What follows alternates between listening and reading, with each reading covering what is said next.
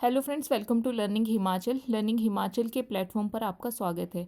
आज के सेशन में हम डिज़ास्टर मैनेजमेंट के एमसीक्यूज़ आपके साथ डिस्कस करेंगे। तो हमारा फर्स्ट क्वेश्चन है।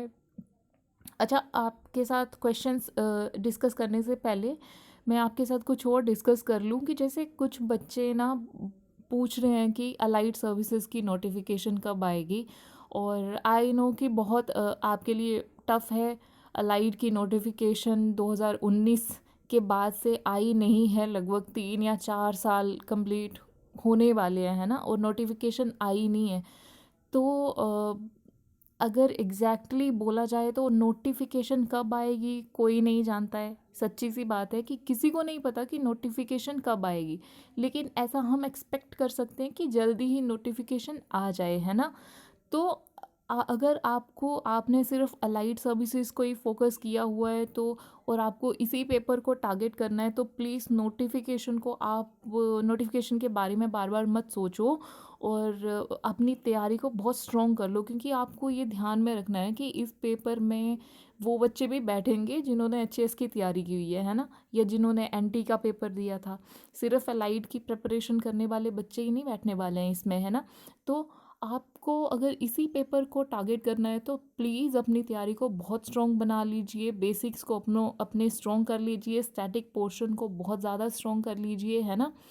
क्योंकि ऐसा भी मैं आपको डिमोटिवेट नहीं करना चाहती हूँ कि आप ऐसा ही सोच लो कि अच्छा, इस पेपर में एचएएस वाला बच्चा भी बैठता है तो नहीं, हमारा कहाँ से होगा, उनका ही होगा clear.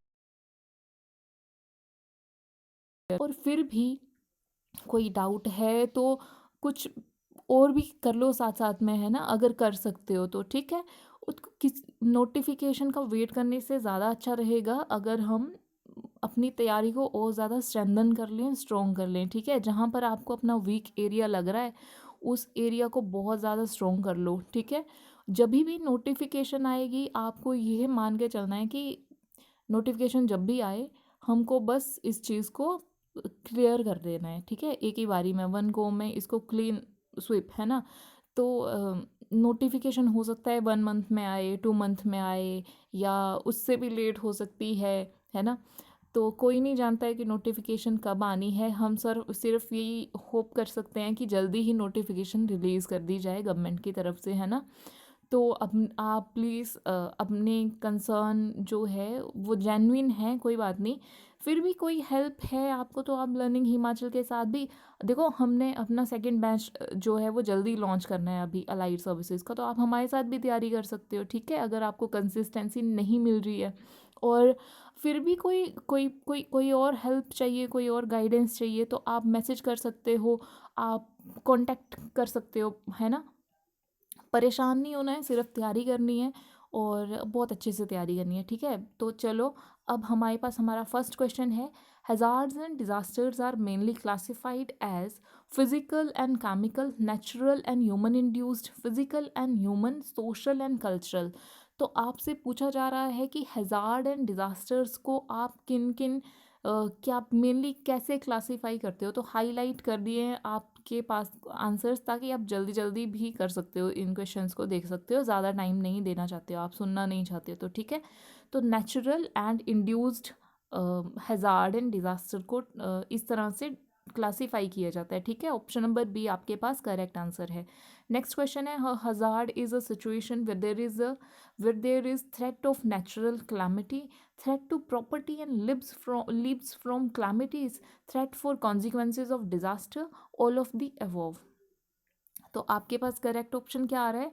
Threat to property and lives from calamity. देखिए, कोई भी हैज़ार्ड है वहाँ पर प्रॉपर्टी को थ्रेट होता है और ह्यूमन की जो जाने जाती हैं, है ना, जान माल का जोखिम, यही एक मेन हैज़ार्ड की सिचुएशन होती है, ठीक है। ध्यान में रखना है आपको, ऑप्शन नंबर बी जो है करेक्ट आंसर है। नेक्स्ट क्वेश्चन है, disaster is an event arising out of, A है आपके पास result of hazard event, causes of hazard event, causes of disaster event, all of the above. तो आपके पास option क्या है, करेक्ट ऑप्शन क्या है? Result of hazard event. देखिए, मैं एक और आपको बात बता देती हूँ कि इन सेशन में हम सिर्फ क्वेश्चंस आपके साथ लेकर आ रहे हैं। अब जो बेसिक डिफरेंस है डिज़ास्टर या हैज़ार्ड के बीच में, आपको समझाने के लिए, इस चीज़ को समझाने के लिए प्रॉपर टाइम लगता है ना, टाइम चाहिए। तो ये हम अपने जो तैयारी आपको कराएंगे ना उसमें आपके कॉन्सेप्ट्स क्लियर होते जाएंगे, ठीक है। यहाँ पर सिर्फ क्वेश्चन आपके साथ लेकर आए जा रहे हैं ताकि आपके पास भी मैक्सिमम क्वेश्चन आते रहें, ठीक है। तो ये आपको अगले क्वेश्चन है हमारे पास, तो इसका क्या था, a result of hazard event, ठीक है। अगला है the typical examples of man made disasters are chemical explosion, leakage of toxic waste, war and civil strife. तो या ऑल ऑफ द अबव। तो मैन मेड डिजास्टर देखिए, केमिकल एक्सप्लोशन अगर मैं आपको एग्जांपल भी दूं तो मैन मेड डिज़ास्टर का या इसका एक्सक्लूसिवली अगर केमिकल एक्सप्लोशन का एग्जांपल आपके साथ डिस्कस किया जाए तो आपको भोपाल गैस त्रासदी है ना एकदम ध्यान में आ जाना चाहिए, जो भोपाल गैस ट्रेजेडी हुई थी 84 में, है ना। तो अगला है ये एक मैन मेड डिज़ास्टर है, leakage of toxic waste obviously man made disaster ही होगा, वॉर एंड सिविल स्ट्राइफ। तो ऑल ऑफ द एबव हमारे पास क्या है, करेक्ट आंसर है इस क्वेश्चन का। अगला क्वेश्चन हमारे पास क्या है, what are the consequences of disaster on a society. किसी भी डिजास्टर के क्या कॉन्सिक्वेंसेज सोसाइटी के ऊपर रहते हैं, सिंपल क्वेश्चन है। लॉस ऑफ लाइफ होता है, जी हाँ होता है। Damage to property, yes of course होता है। इन्वायरमेंटल डैमेजेस कैसे, देखिए इन्वायरमेंटल डैमेजेस भी होते हैं, है ना। आप थोड़ा सा भी डायरेक्टली या इनडायरेक्टली सोचने की कोशिश करोगे तो कोई भी डिज़ास्टर है उसका इन्वायरमेंट के ऊपर भी सीरियस इम्पैक्ट पड़ता है, ठीक है। तो ऑल ऑफ द एबव जो ऑप्शंस हैं आपके पास करेक्ट आंसर रहेगा। अगला हमारे पास क्वेश्चन आता है, the scientific study of earthquake is called. Earthquake की साइंटिफिक स्टडी को क्या कहा जाता है, seismograph, seismology, both A and B, none of the above. कोई बच्चे कंफ्यूज होकर बोथ ए एंड बी भी कर सकते हैं। तो देखिए ये माइनर सी या माइन्यूट सी जो क्या बोलते हैं इसको, कन्फ्यूजन्स होती हैं, ये एग्जामिनेशन हॉल में होने के बहुत अधिक चांसेस होते हैं। तो वंस आपने इसको गो थ्रू किया होगा तो आपके लिए इजी हो जाएगा। तो आपका क्या कहा जाता है इसको, सिस्मोलॉजी, ठीक है। अगला क्वेश्चन आपके पास आया, what is the name of the instrument. Intensity को मेजर करने के लिए क्या इंस्ट्रूमेंट जो है वो यूज़ किया जाता है, मॉडिफाइड मर्कली स्केल इसमें आप यूज़ करते हैं, ठीक है। बैरोमीटर नहीं होता, वर्नियर स्केल नहीं होता, मेट्रोलॉजिकल स्केल नहीं होता है, आपके पास मॉडिफाइड मर्कली स्केल जो है अर्थक्वेक की इंटेंसिटी को मेजर करने के लिए यूज़ किया जाता है, ठीक है। अगला क्वेश्चन हमारे पास आता है, the primary result of earthquakes is. Primary result देखिए, किसी भी अर्थक्वेक का प्राइमरी रिजल्ट क्या होगा, अच्छा, buildings and bridge collapsed, rapture of water and gas pipeline, change in course of river and creation of new island. देखिए आपके पास आपको ना बिल्कुल ध्यान में ऑप्शंस को भी पढ़ना है, आपने सिर्फ यही नहीं देख लेना है कि ऑल ऑफ द अबव, ठीक है जी। थोड़ा सा सोचो भी इस बारे में। आपको मैंने एक पिछले सेशन में पहले समझाया था कि अर्थक्वेक की इंटेंसिटी जो होगी उससे होने वाले नुकसान को तय करेगी, है ना।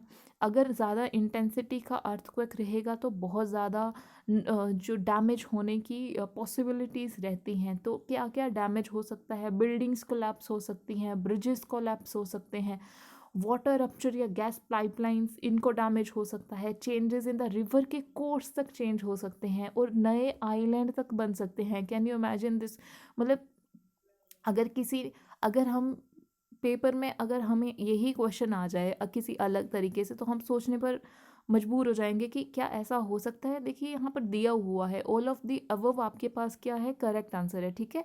तो आपके अगला क्वेश्चन हमारा आता है, what are the major consequences of tropical cyclones, ठीक है।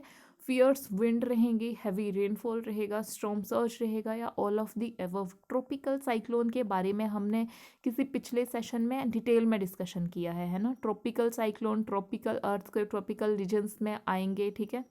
कितना उनके लिए टेम्परेचर रहता है, क्या उनकी कंडीशंस रहती हैं, क्या आई में क्या प्रेशर रहता है, ठीक है। तो यहाँ पर आपसे क्या पूछा है कि मेजर कॉन्सिक्वेंसेज होंगे जब भी कोई ट्रॉपिकल साइक्लोन आएगा तो फियर्स विंड चलेंगी, बहुत तेज़ हवाएं चलेंगी, हैवी रेन फॉल होगा, है ना, और स्टॉर्म तूफान चलेंगे बहुत ज़्यादा, ठीक है। तो ऑल ऑफ द अबव क्या है आपके पास, करेक्ट आंसर होगा इस क्वेश्चन का, ठीक है। अगला क्वेश्चन आपके पास पूछा गया है, the major man made causes of flood are. देखिए फ्लड्स जो आते हैं, एक एक अगर आप देखोगे कि अच्छा फ्लड्स क्या मैन मेड भी आते हैं या नेचुरल फ्लड्स आते हैं। देखिए किसी भी डिज़ास्टर को ना आप मैन मेड और नेचुरल किसी भी तरीके से अम, कि कोई जैसे लाइटनिंग तो एक नेचुरल डिज़ास्टर है, इसको आप मैन मेड के लिए एसोसिएट नहीं कर सकते हो। लेकिन अगर फ्लड की बात है तो यहाँ पे कहा गया है कि फ्लड सिर्फ नेचुरली नहीं होते हैं, मैन मेड भी कॉजेज होते हैं फ्लड्स आने के लिए। अब यहाँ पे वही पूछा गया है, जैसे for example deforestation. Yes of course, deforestation तभी तो कहा जाता है कि मैक्सिमम पेड़ लगाइए, या तभी कहा जाता है कि जो मैंग्रोव रीजन होता है, तो मैंग्रोव्स जब भी किसी सी में सुनामी आएगा तो मैंग्रोव्स जो है एक बैरियर की तरह काम करेंगे उस सुनामी के अगेंस्ट में या उस फ्लड के अगेंस्ट में। तो डिफोरेस्टेशन जब भी होगा तो फ्लड आने की संभावना बहुत ज़्यादा रहेगी, ठीक है।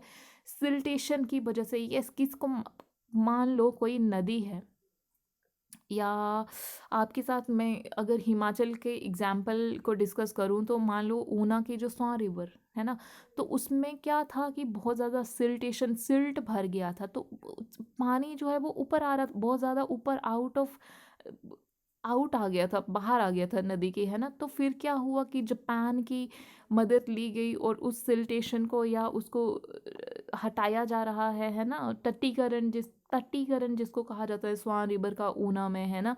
तो इस तरह के एग्जाम्पल या लिंकेज इंटरलिंकेज हम अपने दिमाग में कर सकते हैं। तो सिल्टेशन भी कॉज होता है फ्लड का।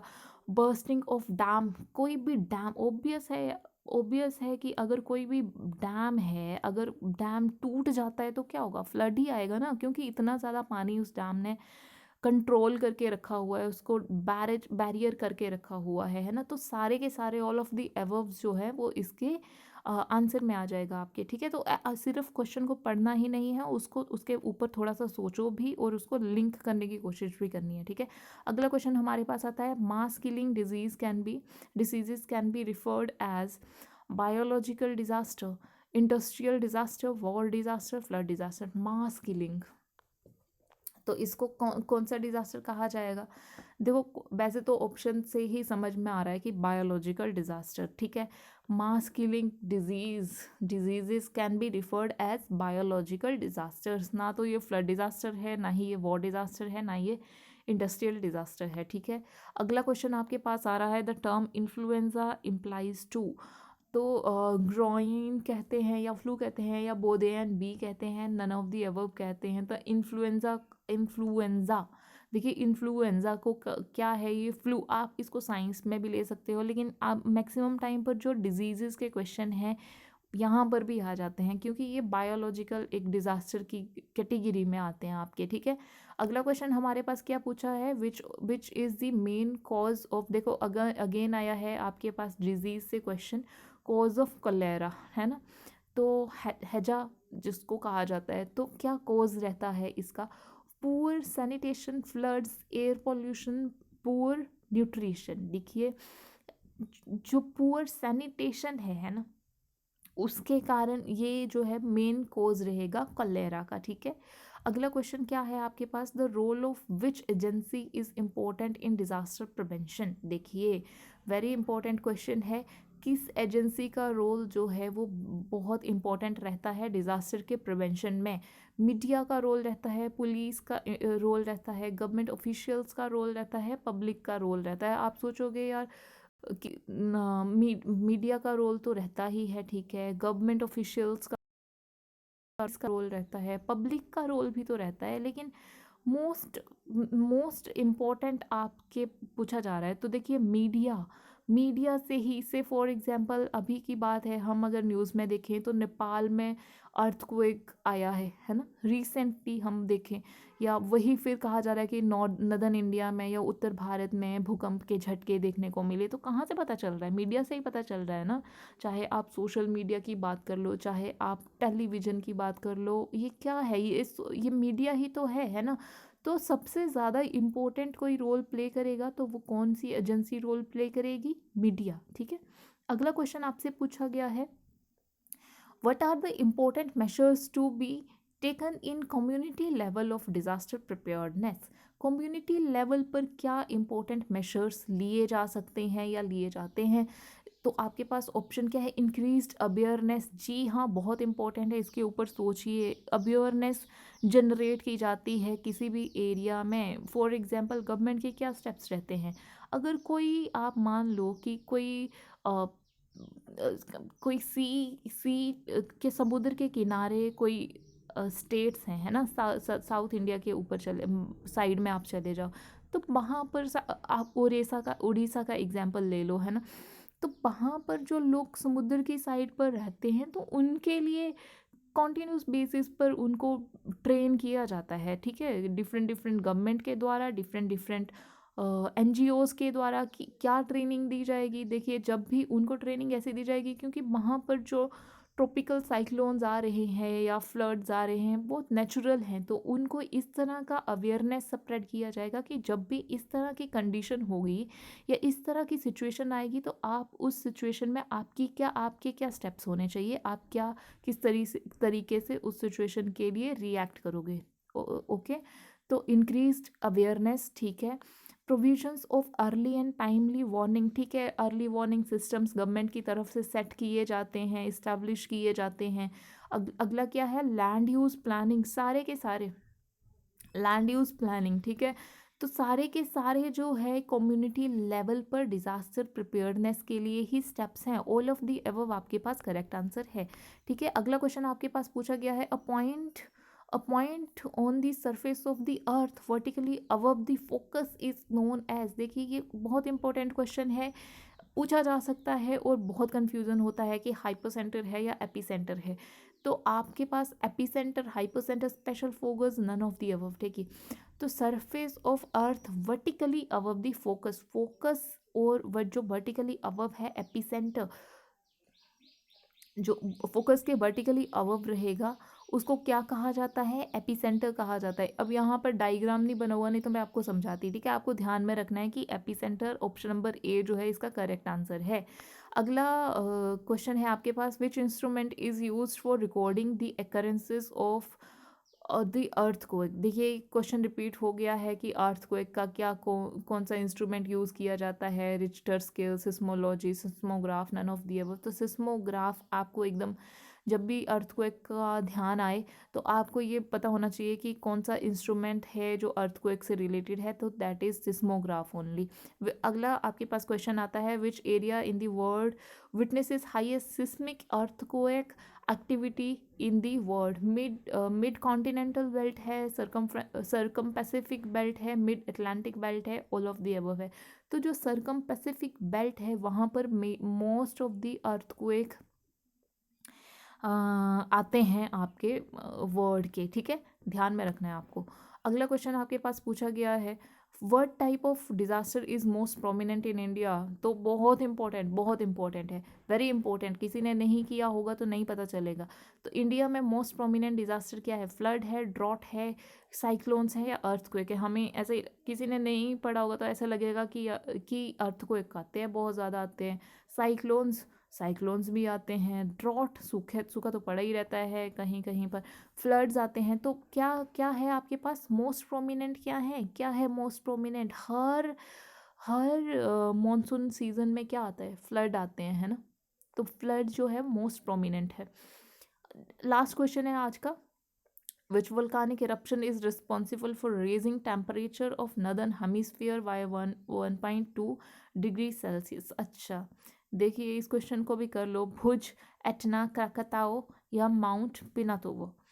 तो विच वोल्कानिक इरप्शन, देखिए कितना क्या क्वेश्चन पूछा है कि कौन सा वोल्कानिक इरप्शन ऐसा हुआ था जिसने टेम्परेचर को नदर्न हेमिस्फेयर पे, अब नदर्न हेमिस्फेयर आपको एकदम से ज्योग्राफी आपने पढ़ी हो तो एकदम से अर्थ आपके वर्चुअल मेमोरी में आ जानी चाहिए, आपको इक्वेटर आ जाना चाहिए, नदर्न हेमिस्फेयर प्लीज़ विजुअलाइज करने की कोशिश करो। तो आपसे पूछा क्या गया है कि ऐसा कौन सा वल्कानिक इरप्शन हुआ था जिसकी वजह से टेम्परेचर जो है ना 1.2 डिग्री सेल्सियस तक इंक्रीज़ हो गया था। तो क्या है, इंपॉर्टेंट है वैसे ये भी, कराकाताऊ, ठीक है, वोल्कानिक इरप्शन था, और ये है कहाँ पर है, ये इंडोनेशिया में है। ठीक है, तो आज के सेशन में हमने आपके साथ 20 क्वेश्चंस डिस्कस किए हैं, इंपॉर्टेंट क्वेश्चन थे, कुछ और जो आपके साथ डिस्कस हो सकता वो भी डिस्कस किया है। ठीक है, मैं आपको लास्ट में फिर से यही बोलने वाली हूँ कि नोटिफिकेशन के बारे में प्लीज़